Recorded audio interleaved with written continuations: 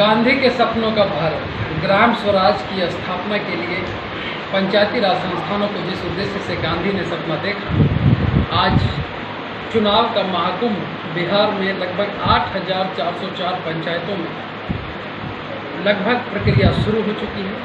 कई युवा चेहरे, कभी शिक्षाविद, कई लोग आए इस राजनीतिक अखाड़े में अपनी किस्मत को आजमाने के लिए और अपने मिशन और विज़न को पूरा करने के लिए। हमारी यात्रा मिथिलांचल की पावन भूमि समस्तीपुर पहुंची है। समस्तीपुर में हम ग्राउंड जीरो पर कुछ रिपोर्टिंग कर रहे हैं, जिसमें हमारे साथ युवा नेता हैं, प्रसिद्ध शिक्षाविद हैं। 50,000 से ज़्यादा बच्चों को इन्होंने शिक्षा दिया है अभी तक, और ये सिलसिला जीवन के अंतिम समय तक जारी रहेगा। ठाकुर उदय शंकर सिंह जी हैं। ये प्रसिद्ध शिक्षाविद के साथ साथ अपनी राजनीतिक जिम्मेदारी का निर्वहन करते हुए तीसरे अटेम्प्ट में जिला परिषद सदस्य के रूप में आए हैं। बहुत बड़ा मिशन है, बहुत बड़ा विजन है। हम रूबरू होते हैं। सर, सबसे पहले आपका कार्यक्रम में स्वागत है। चलिए, बहुत बहुत धन्यवाद। क्या युवाओं के लिए क्या मैसेज है, चूँकि आप शिक्षाविद हैं। गांधी ने कभी कहे थे कि education is one time investment to build of society, और आज उसी गांधी को आदर्श मानकर आप शिक्षा में तो अलग जगह ही रहे हैं, साथ साथ एक राजनीतिक कार्यकर्ता की भूमिका में भी क्या देख रहे हैं, और युवाओं को आज की राजनीति में कैसे अपने आप को कनेक्ट करना चाहिए? देखिए, हम शुरू से ही कोचिंग की जब से हमने नींव डाला और जब से हम इसकी शुरुआत की है, तो हमारा हमेशा से ये रहा है जो कुछ सामाजिक स्तर पर भी लेके चले, सिर्फ शैक्षणिक संस्थान ही नहीं रहने दें, क्योंकि यहाँ हर एक तबके के बच्चे आए पढ़ने के लिए। किन्हीं के गार्जियन इसी परेशानी से जूझ रहे हैं, तो किन्हीं के गार्जियन परेशानी से जूझ रहे हैं। तो जैसे भी हुआ, हम सभी लोगों को साथ लेकर के चलने का काम किए। और ख़ास करके आपने कहा जो राजनीति में युवाओं को आना चाहिए या नहीं आना चाहिए, या युवाओं के लिए क्या मतलब विजन है आपका, तो हम ये कहना चाहेंगे कि पहले उनकी जो शैक्षणिक योग्यता पहले उसको पूरा करें, कॉलम पूरा करें। ठीक है, छात्र राजनीति से भी राजनीति के लोग शुरुआत करते हैं, तो वहाँ भी जब तक आपको जानकारी नहीं रहेगी तब तक आप कुछ देश के लिए कर नहीं सकते। आप अपने लिए कुछ नहीं कर सकते, देश की बात दूर है। तो पहले हम उन लोगों से ये कहेंगे जो पहले आप खुद अपने आप को सक्षम कर लो, जो आप अपने लिए कुछ कर सको। और जो आदमी खुद अपने लिए जब कुछ करने की जज्बा रखेगा, वही देश के लिए सोचेगा, वही समाज के लिए सोचेगा। जैसा हमारी शिक्षा नीति 1986 में बनी और आपने कहा कि पहले एजुकेशन को पूरा करो, तो आज तो बच्चे एजुकेशन ग्रेजुएशन करते करते उनकी उम्र 22 साल से 23 साल हो जाती है, और छात्र संगठन या स्टूडेंट पॉलिटिक्स में वो स्थिति नहीं है। बिहार में कई साल के बाद संगठन का चुनाव हुआ है।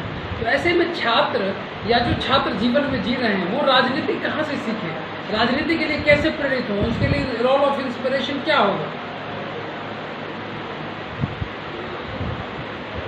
हम तो बता दिए जो पहले उनका कार्य है, जैसे कर्म ही पूजा कहा गया, कर्म ही पूजा।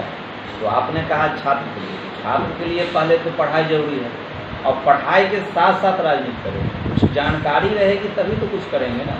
अभी ADR की रिपोर्ट आई थी, एसोसिएशन ऑफ डेमोक्रेटिक रिफॉर्म्स, जिन्होंने देश में एक सर्वे किया, जिस सर्वे में कहा गया कि राजनीति में 80% लोग 10th क्लास से कम पढ़े लिखे लोग हैं। तो जो रेस्ट 20% लोग हैं जो एजुकेशन लिए हुए हैं या हायर एजुकेशन जिनके पास है, वो उन 80% लोगों के साथ अपने आप को कैसे एडजस्ट कर पाएंगे? आप भी अभी राजनीति में आए हैं, काफ़ी पहले से आप एक्टिव हैं, तो कैसे एडजस्ट करेंगे उन मूर्खों के बीच, या फिर जिनके पास विजन नहीं है, जो विजनलेस लोग हैं, जिनके पास कोई ब्लूप्रिंट नहीं है, कोई सोसाइटी के अपलिफ्टमेंट का प्लान नहीं है, उनके बीच आप कैसे एडजस्ट करेंगे?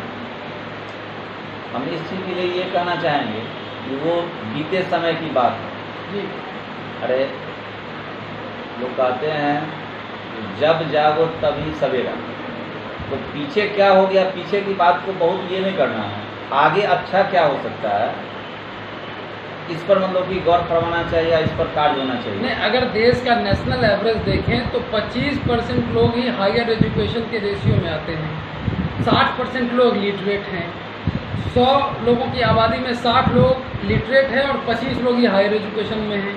और राजनीति में 80% लोग इलिटरेट लोग रिप्रेजेंट करते हैं। तो पीछे की बातों को जब भूल जाएंगे तो फिर आगे ये राह बहुत आसान नहीं है। मैं ये कहना चाह रहा हूँ, आपके लिए बहुत चैलेंजिंग है। आप जैसे टेम्परामेंट के लोगों के लिए चैलेंजिंग वर्क है। कैसे इसको डील करेंगे? देखिए, हम काम करने में विश्वास रखते हैं। मेरा ये मानना है कि आप काम करते रहो, फल की चिंता नहीं करो। और ये समाज का काम है ना, वो समाज ही वैसे लोगों को चुन करके वहाँ भेजने का काम करते हैं। तो समाज भी मेरा काम है। हम इस उद्देश्य को लेके चले हैं, जो शिक्षा रूपी प्रकाश जैसे हम घर घर तक पहुंचाने का कार्य कर रहे हैं। अगर समय आएगा, लोग जब शिक्षित होंगे, जब घर में शिक्षित लोगों की संख्या बढ़ेगी, तो ज़रूर वो शिक्षित लोगों की बात को मानेंगे और शिक्षा से क्या क्या फ़ायदा हुआ है इस चीज़ को वो समझेंगे। और जो पहले से किसी चीज़ को झेलते आ रहे हैं, कठिनाई को, चले कि लिटरेट पर्सन को झेलते आ रहे हैं, ये मूर्ख को झेलते आ रहे हैं, कोई उठता अंगूठा छाप को उसको झेलते आ रहे हैं। तो ये आने वाला समय जो है, जब लोग शिक्षित होंगे तो इस बात को समझेंगे, शिक्षा की उपयोगिता को समझेंगे और जरूर चेंजिंग इसमें देखने को मिलेगा। ये मेरा स्पष्ट मानना है।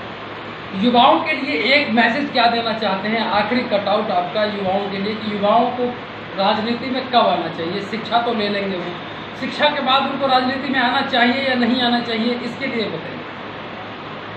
जरूर आना चाहिए, क्योंकि आने वाला समय जो है हम देख रहे हैं, एक से एक IITian, एक से एक IAS लॉबी के लोग भी अपने आप को शैक्षणिक ये अपने आप को शैक्षणिक अवकाश लेकर के और स्वैच्छिक अवकाश लेकर के और आते हैं इस प्रोफेशन में, क्योंकि जिनके अंदर समाज सेवा की भावना होगी, समाज की सेवा करने की भावना होगी, वो लोग जरूर इस प्रोफेशन में आना चाहेंगे और अपने आप को गर्वान्वित महसूस करेंगे।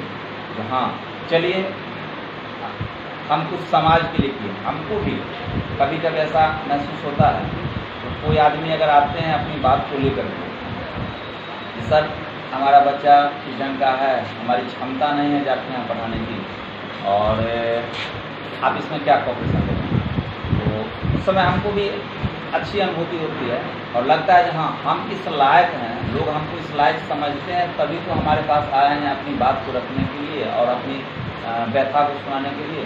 और हम भी कुछ उन लोगों की मदद करके हम अपने आप को बहुत सुकून महसूस, अपने दिल को सुकून देते हैं।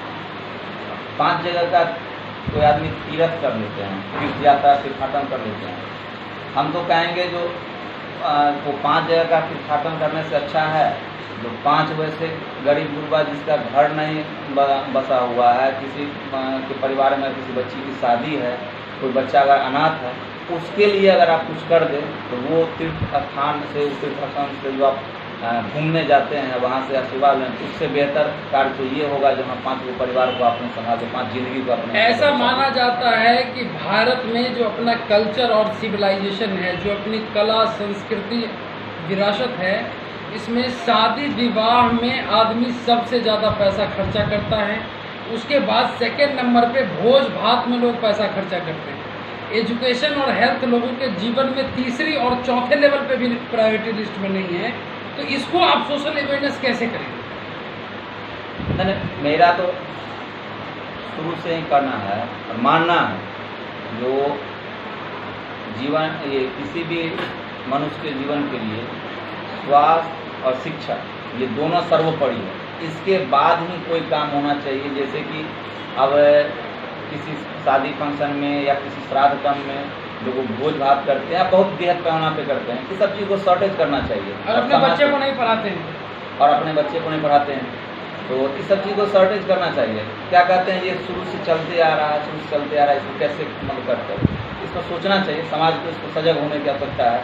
अभी आप देखे होंगे तो कोरोना काल चल रहा था, कोरोना काल में लोग दाह संस्कार करके, अब बहुत ऐसा, हम ठीक है लाचारी थी, उस तरह के सिचुएशन नहीं था करने का।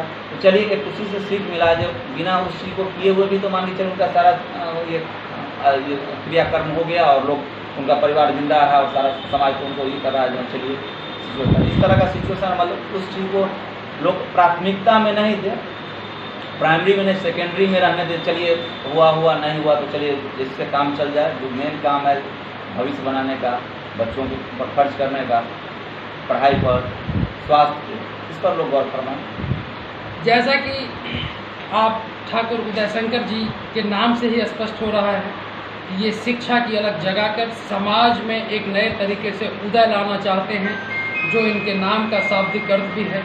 और चलते चलते युवाओं के लिए एक बहुत बड़ा संदेश देना चाहते हैं कि उठो युवाओं, घर से निकलो, तुम्हें ही तो देश को बदलना है, फिर तुम्हें ही तो 5 साल के लिए छलना है। यूँ न जागे अगर तुम तो खतरे में कल होगा, तुम्हारा आने वाला कल बहुत ही निर्बल होगा। इसीलिए युवाओं से ये आह्वान कर रहे हैं कि पढ़ाई लिखाई के साथ साथ सक्रिय राजनीति में आएं और एक राजनीतिक कार्यकर्ता की भूमिका में गांधी के सपनों के भारत को आगे बढ़ाएं, क्योंकि शिक्षा के बिना विकास संभव नहीं है। और गांधी जी ने जो कहा था